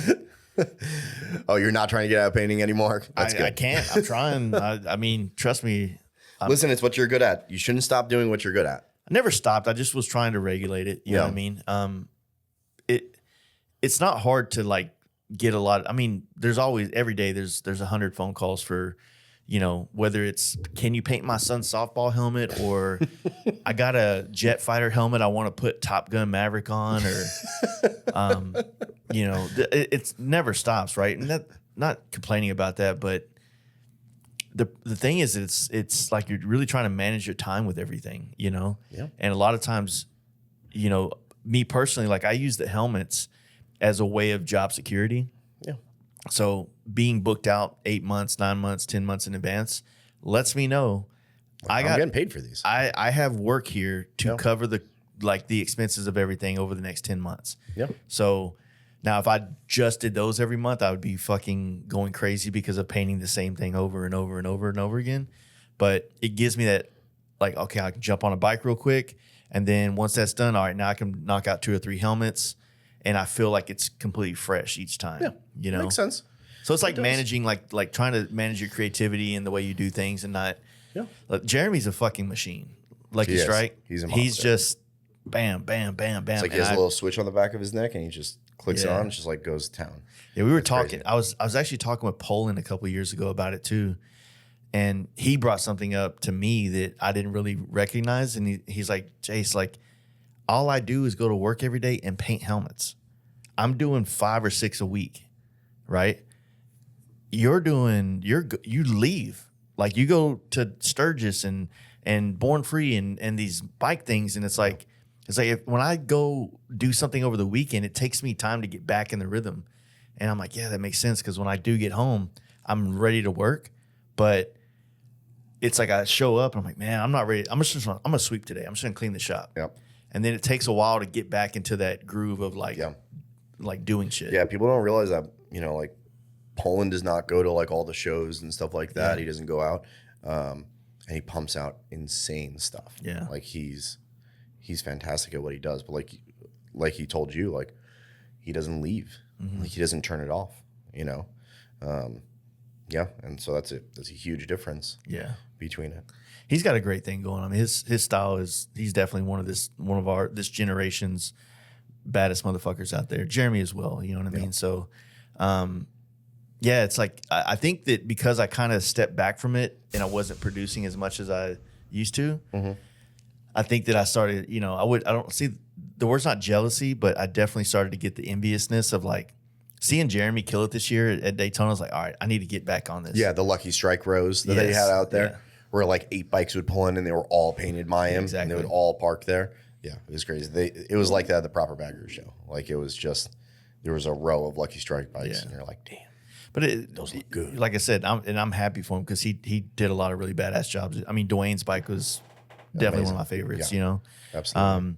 And so, yeah, I'm kind of back into that, like, that part of it. You know, like, I really want to push that envelope. And, well, you know, I'm trying not to leave. You know, like, no real bike trips planned this year other than maybe a rip to, you know, the goal is I would like to finish this FXR and ride it to Born Free. But if that doesn't happen, then maybe I can finish it and ride it to Sturgis.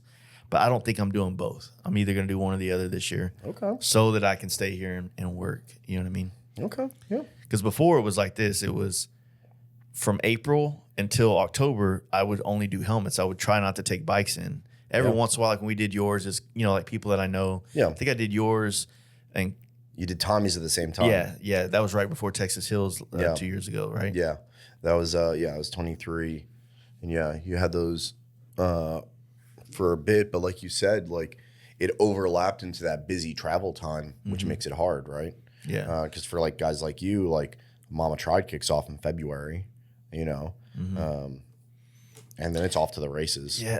I got to find this balance of like, I get like, I miss the road, whether it's driving or, you know, riding, you know what I mean? So, I haven't had a chance to do a road trip this year to do podcasts. So I think I'm trying to work something out till I go to Colorado right now, like the whole Denver I-25, you know, stretch, and just see if I can go up there for like 4 days and knock out, you know, 10 episodes. It'll give me some stuff so that I can come back here and then just really get to work. And I'm not having to, you know, schedule as many podcasts during the week. You know what I'm saying? So sacrifice 4 days for freedom on the other end. I hear you. Essentially. So, well, what else have you been doing? I know you said you haven't been traveling much and you don't have much travel planned, but you traveled in the past like 6 months or so, right? Well, yeah. I mean, I did the Indian thing. Oh, that's right. You know, the Indian thing. Which that was fun. I was actually they sent me a nice little Indian outfit, like it's I'm sure like a onesie, not a onesie. No, because I would have definitely already wore that. They sent me like a nice shirt and a hat, and I was like, man, I didn't even cross my mind. It crossed my mind 2 days ago, and then today waking up, I was like, fuck, I forgot all about it because I was gonna get it and wear it. Oh God, that was a fun experience, though, man. Like, I mean, I'm sure you know, like, hey, you know, like. It's all in good spirits, you know, like obviously like we rag on India and stuff like that, but you know, like the rivalry is there. Yeah. You know, it's just through history and stuff like that. You know, like I'm a Harley guy through and through. But Indian does a lot of really big things. Yeah. You know, they do a lot of really good things. I'm not gonna ride one, but please feel free. But speaking of that, I did bring you a gift. Oh shit. I brought you some Indian brake pads from Lyndall Racing Brake. These are like 96 years old or something like that, but they are for Indian specific calipers. So we'll pass this over to you. So for those like basically every time you come in here to do a podcast, you bring me something Indian related. Yeah, exactly. And so I have like a basket somewhere full of your gifts that I never get to use. Yeah, so when you finally switch over to the dark side and you start riding Indian and everybody hates you, at least you'll have brake pads, because don't call me and ask me for them because I'm not going to give them to you then. But right now, I'll give them to you. It's perfectly fine. What model is this for? The older... Like the old Chieftain stuff? Or? Yeah, exactly. I figured you'd probably go 90s. It might be the next route that you go, you know, real weird. Maybe some pastel colors or something. No, that shit's over. You keep me guessing, so I don't know. But we also have Indian parts as well. We have Challenger rotors. We have Sport Chief stuff. So well, go ahead. I mean, the ride was fun. I mean, the bikes were cool. You know, to be completely honest with you, I just never paid attention to it. Yeah. You know, it's kind of like, it's like if a new car comes out and you're not really having any interest in buying it, so you just never really look into it. Yeah. And I've, you know, just haven't. It's just out of sight, out of mind. And so like being on them and getting to see all the angles, like I have a different appreciation for them now. Yeah. And there is a part of me that wouldn't mind customizing one, but I think the hard thing that, and I even talked to some of the people there while I was there, you know, like how do you get someone like me to walk into the dealership to check out an Indian? Yeah. Because literally I've never even considered it. Yeah. You know, and even when you're at like the big rallies, because they have their activations, right? Like, how do you even get people to go into there? I mean, it's a very good question to raise. And I'm asking that question completely like as a question, like how, like what do we do? Like what could you guys do to make me want to come in there more? And I don't know what that is, and I think forever, like I think when I was going into this thing, I think that my thing was like, how do we, you know, it's a culture that I feel like you're buying into with Harley. And with Indian, even though being an older brand, they've had iterations of it where they've missed big, important gaps. Oh, yeah, absolutely. Like you see that meme that floats around the internet, like the 1980 Harley Davidson like Tour Glide or Hydro Glide. And then it's like the 1980 Indian is just a blank square. Yeah. They were gone, right? It's a great question to raise. I don't have the answer to it. Yeah. But good luck to them. It was cool. And I mean, obviously I'm trying to do too much shit. And it's causing a lot of like bottlenecking in my life. Yeah. So I'm having to, one thing I hate doing is like I say I was going to do something, I always want to do it. Yeah. And unfortunately, like I said I was going to do the El Diablo run, and now I can't. I said I was going to do this, and now I can't. So it's like I need to just really hone in where I'm going to spend my time and try to focus on that. Because right now it's just being spread thin, you know? Yeah, of course. Like trying to learn how to fabricate more and do more of that kind of stuff. And I was about to try to buy a lathe, and I'm like, I don't even know how to use it. You're like, I'm gonna spend all this money. What am I doing like, for? I need to just focus on like what I know how to do and you know, kind of weather this like economy right now until we get to a better spot, you know? Yeah. Making videos. I fucking love making videos, but they're time consuming. I have 6 videos right now that I need to go through the footage and make it a video for. Mm-hmm. It's just time, you know? All right. It's kicking my ass, man. Yeah, it's a rough one. It's a rough one. When are you going to start your YouTube channel? Never. People don't want to hear from me. Maybe they do. I don't think so. My friends tell me they don't want to hear from me. So, no. No YouTube channel. Yeah, I commend you for all your work in those areas.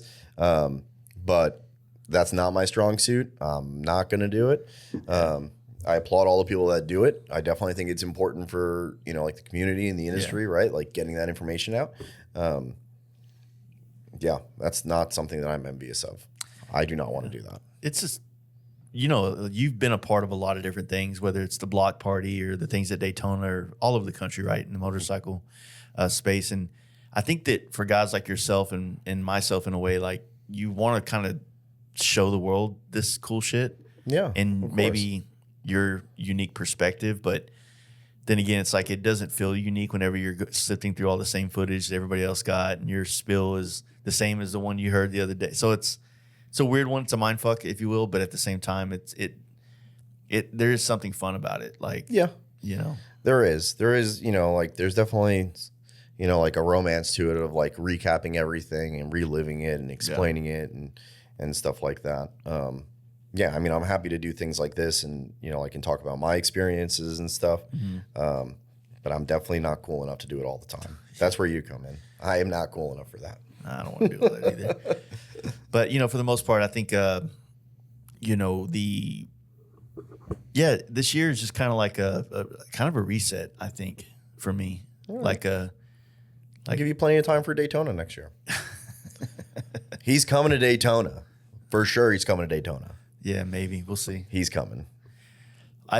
This year will be a great year for me if I, you know, like can build these bikes that I'm trying to build for these shows and this stuff. And like like I said, I just need to get my name back out there in the paint game and kind of be a player in that again. And then I'll complain about it again, and we'll go back through the cycle. Yeah.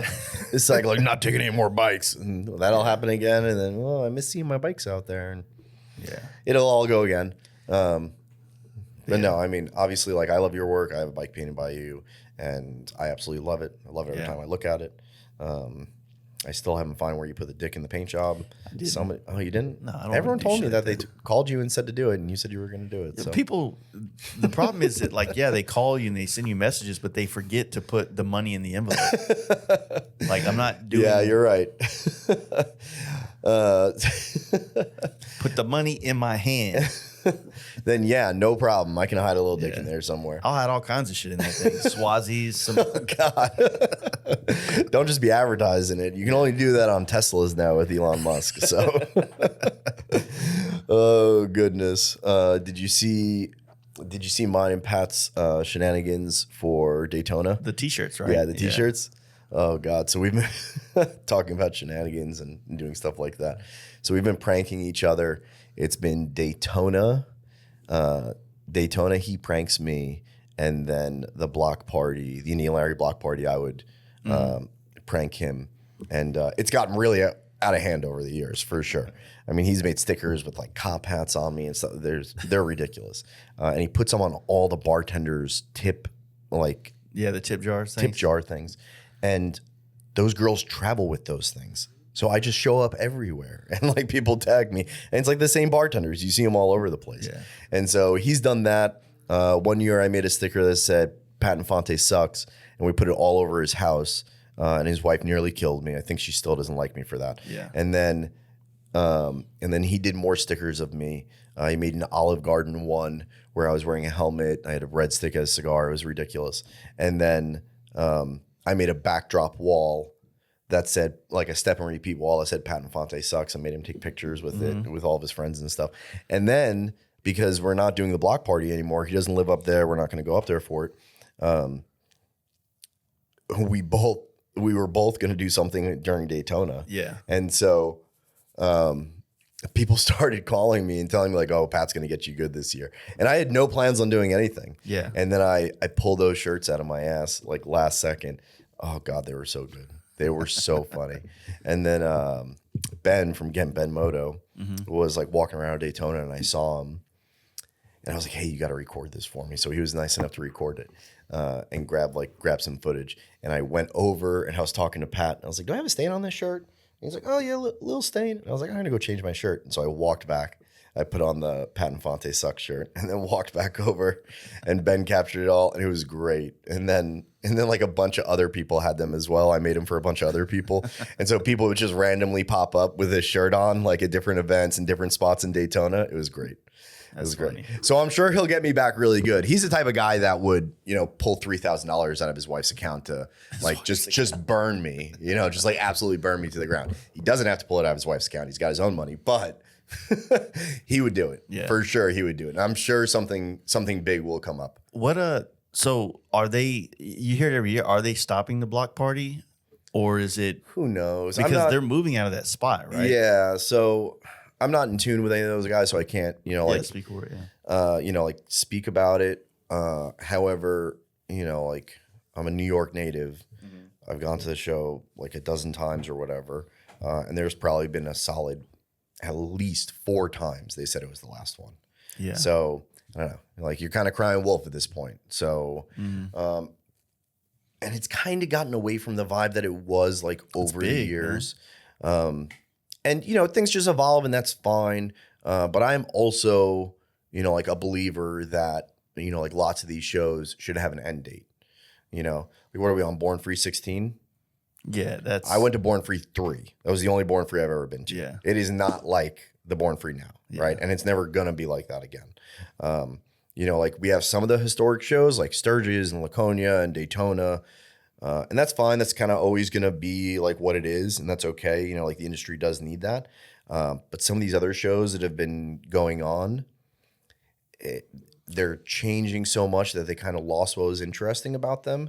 And I don't know if it necessarily has the same appeal anymore. To speak on Born Free, like I would say that that show's figured out how to be of value to both the vendors and the goers, right? They have, yeah. I'm not saying they're doing a bad job, you know, because it goes back to what we were talking about with like Daytona, where you have this barrier of entry that's so high that how do you get your brand off the ground? Or, you know, for me, looking at Born Free California, like when I go to that, there is no other part of the country, there's no other event that takes place where that many people in the motorcycle industry of all walks of life. Yeah. Like not just brands and parts guys or builders, but like big motherfuckers. Like I've met and networked there a lot. So you get this very condensed,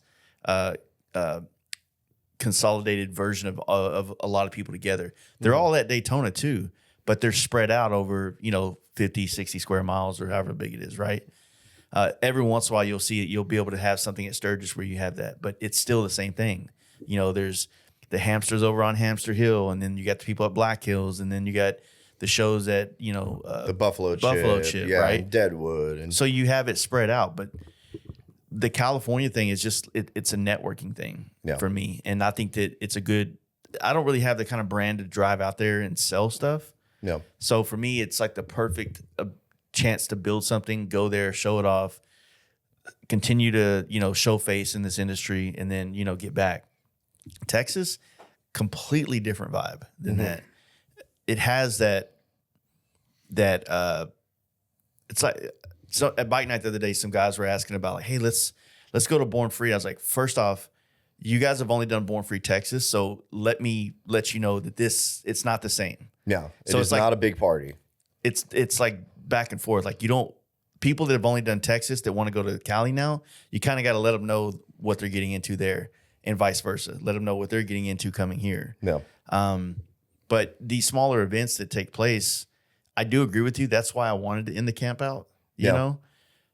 But there's just these certain things like the block party. I mean, that if that was to evolve into something a little bit more structured, then maybe there could be like maybe it could be like that Born Free like esque thing, but on the New York coast, right? Because rallies are, I can only handle so many rallies before, like, bro, like, we get it. I saw that bartender at every other rally in America. And this ball that people ride in everywhere. It's like this, it becomes repetitive, and, and it's good that they exist. Like, I still haven't done Laconia. That's definitely going to be something that'll happen at some point in time. There. It's a ton of fun up there. But like you said, like, you ended the camp out. Like, there's a certain level of magic when there was a really cool event that went on in the motorcycle industry, and it only went on for X amount of years. And, when it's Born Free 16 and then Born Free 24 and 32, right? Someone that's only been to Born Free like 26 and 27 saying, oh yeah, I've been to Born Free. Like, well, it spans over such a large amount of time, that you cannot definitively say when they went there. So when people in 10 years say, like, I went to the Fast Life camp out, like I went to 4 and 5, or I went to, 2 and 4 or something like that, you'll know that they were doing it way back when, versus the people that go out to Born Free 3 years in a row for 14, 15, 16, like, oh, I've been going to Born Free for years. Like, well, it's been going on for a long time too, right? So there's a little bit difference to it, like in that perspective, like over that timeline. Like you think about before Texas Hills, there was Giddy Up. Giddy Up was awesome. And we always talk about Giddy Up, right?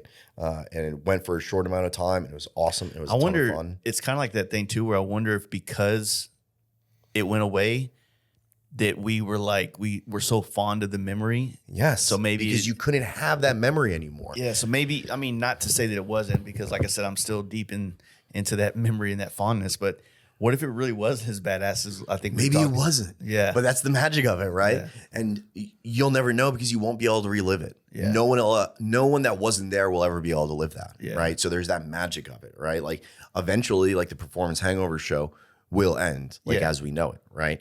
And if you weren't like riding motorcycles like a lunatic, and partying with us, like in that, that window of time, like all you'll have is the stories from the people that did, right? And so I think, like I think that's important, like it lends itself to like the originality of like the motorcycle culture, right? Like there were these events that went on, like at this time. And if you weren't riding motorcycles then, you just don't have that experience, right? Like there were events that happened, like throughout history, like in the motorcycle community that like people still talk about, right? Like things that happened at big rallies in certain years, right? And then other smaller shows, right? Like the hot bike tour, like, that was a big deal. People talked about that, but that's not really a thing anymore. Yeah. Right. Giddy Up, the Brooklyn Invitational. Right. Yeah. The Brooklyn Invitational. Like that was a huge deal. Right. And maybe it wasn't as cool as we thought it was. It was pretty cool though. Yeah. But it's not happening anymore. So, like after going to Mama Tried this year, again, which that's one of those events that I really enjoy. It's kind of like, it's the opposite where you're going to the snowed in place to be around the motorcycle world, right? Yep. But I feel like that event now needs to become a 3-day event, like a 3-day show event, because Saturday when I was there, you couldn't see anything.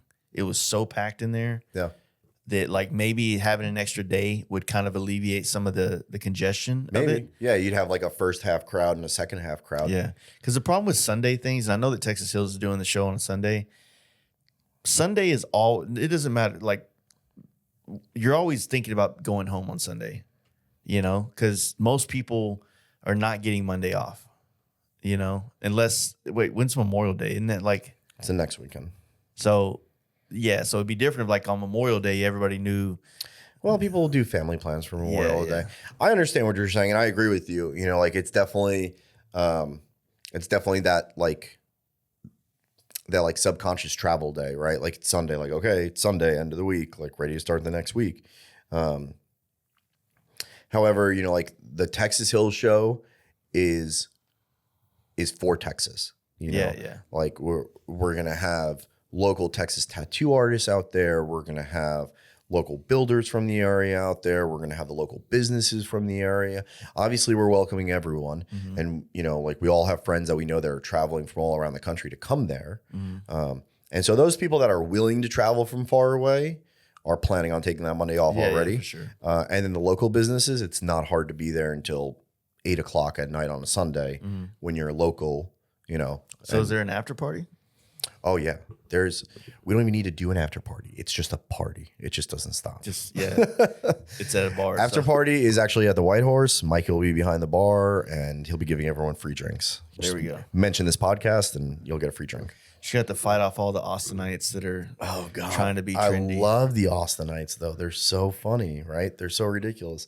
I was down there, White Horse, hanging out with Mikey a couple nights ago, and just the people that were there. They're hilarious. That bar is cool. That bar is so cool. It really is. If you're coming to Texas for anything, hopefully it's Texas Hills, you need to go to White Horse. It is the epitome of like a true honky tonk Texas experience. Yeah, like dive bar honky tonk. Yeah, it is so cool. It's dim. You could go there at 4 PM and you walk in, it's dimly lit. You can barely see across the room.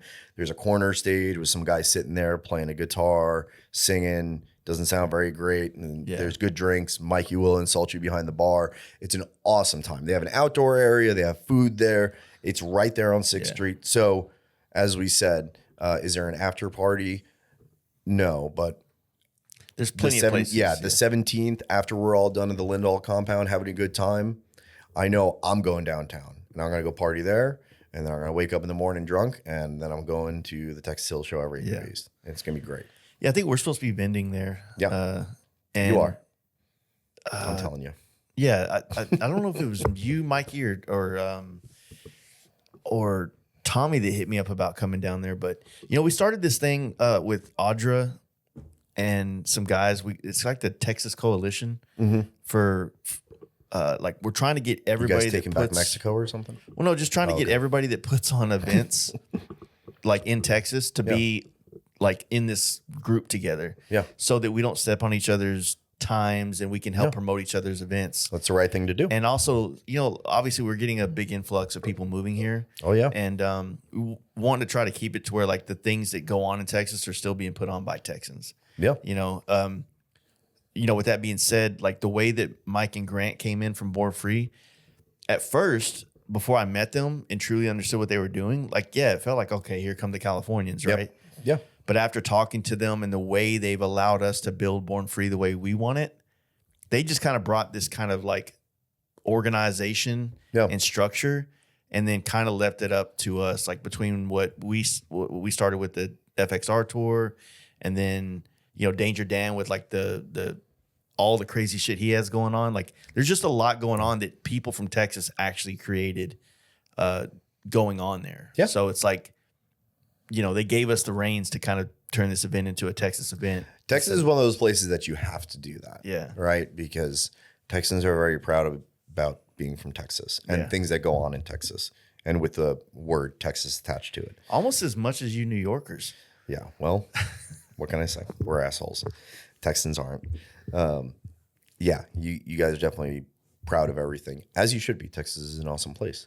And, you know, like, we had the same thought process with Texas Hills. Like, it's about Texas. You know, it's about, you know, like, opening up a spot for people to come and experience Texas.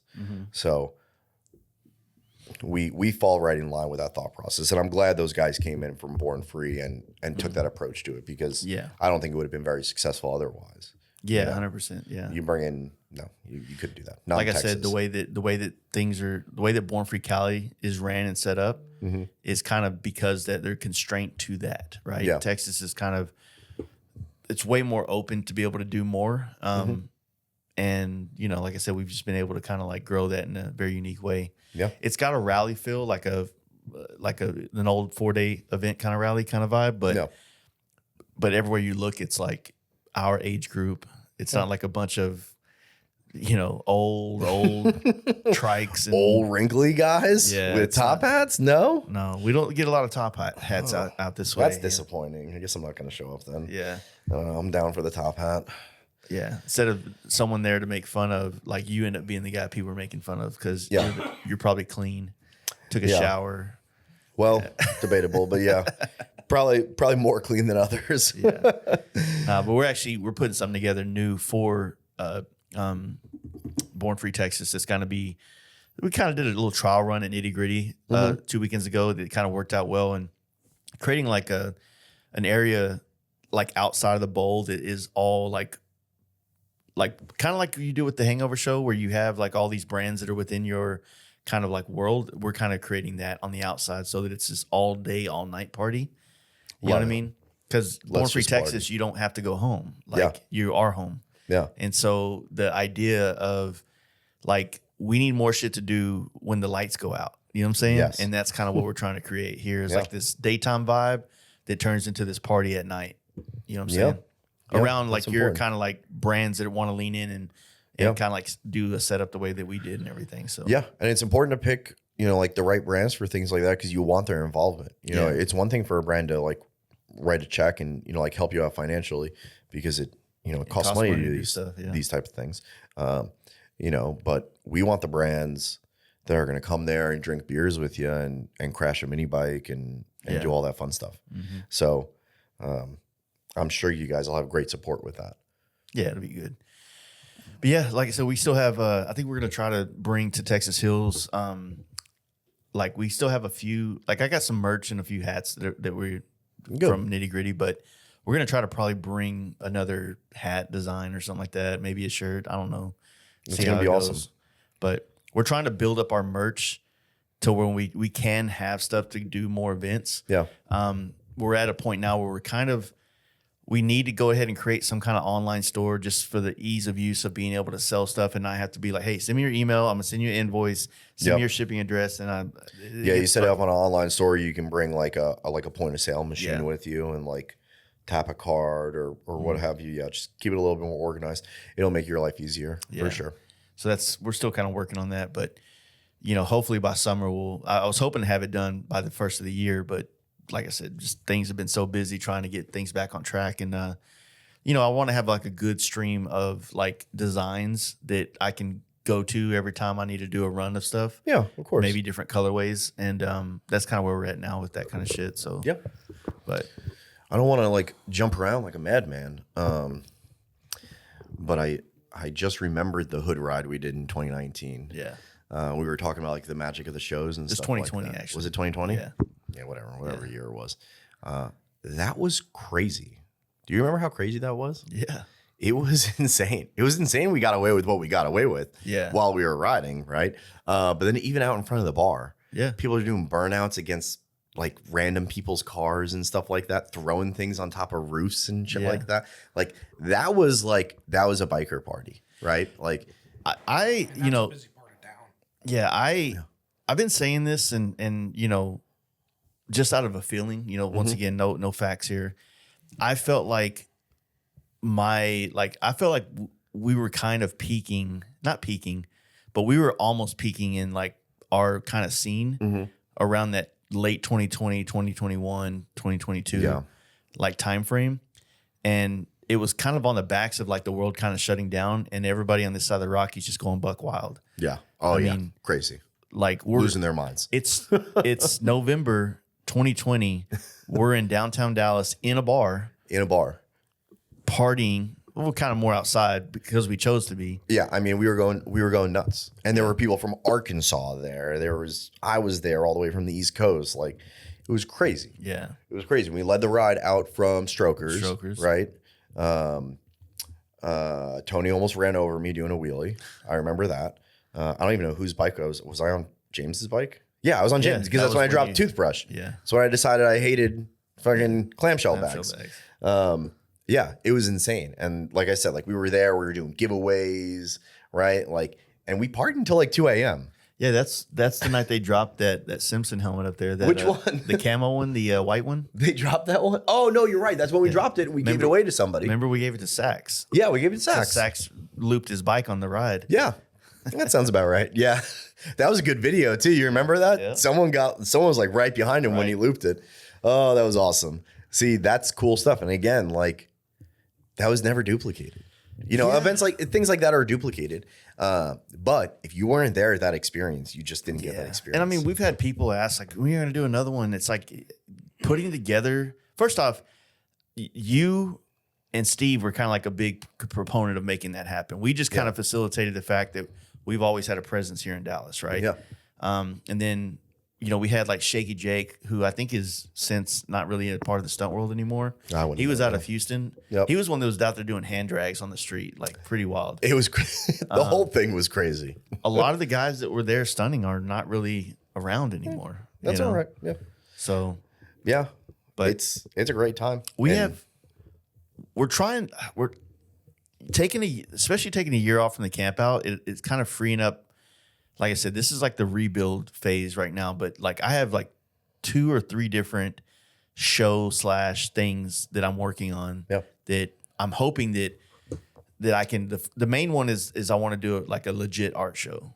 Yeah, and that I think by this winter it'll finally happen. Yeah, but I'd like to get like Dallas. We have like one of the best bike scenes in America for performance motorcycles, right? That's a bold statement you're making there. I hope everyone remembers that. Yeah, I mean, fuck. It's documented. It's documented. Where is it documented? All over the place. Is this on Wikipedia? I mean, it will be. Did Matt change this really quick? Okay, it's documented. I'll look into that later. How many times have you came to Dallas to hang out with us? How many times you came to hang out with me? Twice. How many times have I been here? A lot. Yeah, exactly. Because we have a great scene. No, get out of here. That's not the reason. Dallas has a good scene. Dallas does have a good scene. I have a lot of friends here. You do. Is it the best performance scene? I didn't say it was the best. I said we have a great scene here in Dallas. Did you say great? Matt, can you roll us back? What did you say? America. Yeah. We don't have to make it great again because it's just always been great. It never stopped. But I mean, more so also because of the consistency we've had. We've been like consistent with our bike scene here for performance motorcycles. You have been. There's no one could ever argue that. You know, a while back. So that kind of and then you know our name, the premise behind it, the podcast, like that. A lot of things that go on in America have come off of whether they heard about it on this in the performance motorcycles. Yeah, you know, there's a lot of T-Bar Tuesday bike nights across America. Hell yeah, there are. And Tuesday's a poppin' night. Where do you think they got that from? I How dare they? I could show you the messages when they asked to use the name. You know what I'm saying? Like, yeah, dude, it's all good. Like, we're not trying to gatekeep. So, No, yeah, I would never take that away from you. So new events coming up, like an art gallery type thing. well, I want to do. Motorcycle-wise. I've been wanting to do a motorcycle art show to kind of highlight the art of like whether it's photography or some other types of art that I know a lot of people that do. Yeah. Did you see what we did at the Performance Hangover show? Yeah. I had a couple buddies. Reno from San Antonio came out to that. Yeah. That was awesome. Like the photography competition, that was awesome. People loved it. And we give out cash prizes for it. So, and shit. Yeah. How could you beat that? Like I said, those kind of things are good. I know that like It's not what you're going for, obviously. yeah. Tucker Speed also like I talked about it on a podcast with Tucker Speed, and then they actually put together the 2-bit moto show. But I think it's like it's basically art inspired, right? Yeah. I think that like what I'm really trying to do with it is make it where it's art first, bike second. Like you really don't feel a motorcycle presence as much as you feel an art presence. Okay. And creating an environment. It's in the wintertime. It's like an indoor show. Like a gallery. Like you're going to an art showing, but you're creating it in like a biker twist where it's a party. You know, it's not like it's got to be this high end pretentious like it's got to be a party. Yeah, like that's one of the things. Like I've seen people like try to like do like artsy displays of like motorcycles, and they have like Galleria music playing in the background. It's like dimly lit. No, I still want it to be a party. Like, I want Danzig in the background, or like Knock Loose. Like I still want it crazy, and I'll just be looking at art while it's crazy. But we're bikers, right? Yeah. Like, I like the idea of taking things that exist in the world and then letting them flow through the biker culture and become like the biker version of that. Yep. And so that's kind of like the goal with that. And then, we've been wanting to put together like a legit, like almost like block party-esque. Maybe a larger scale version of a bike night that's similar to what like HPI does. Okay. And we have the place to do it. That's not really complicated. Yeah. I think that'll actually definitely be something we're going to pull off in early 25, 26. Okay. And the art show is the main one I want to get off because for me, it's also like it helps me like push to make more art. Therefore, I have somewhere to show it. It's kind of like if I don't have a Born Free or something, or I don't have. How can you showcase stuff? Yeah, I want to have a purpose to build this bike other than just like the internal purpose, if that makes sense. Should we do another hood ride? Yeah. Should we do it? I mean, if the people want it. The way you should do it is basically have the hood ride come into the block party. That would be great. You know what I mean? Yeah. And the bar that we do our bike night at, we could actually commandeer. We have a lot more space. That's good. And it's on the outskirts of the same neighborhood that we started bike night that you came into. Yeah. And we already kind of take over those streets over there as it is.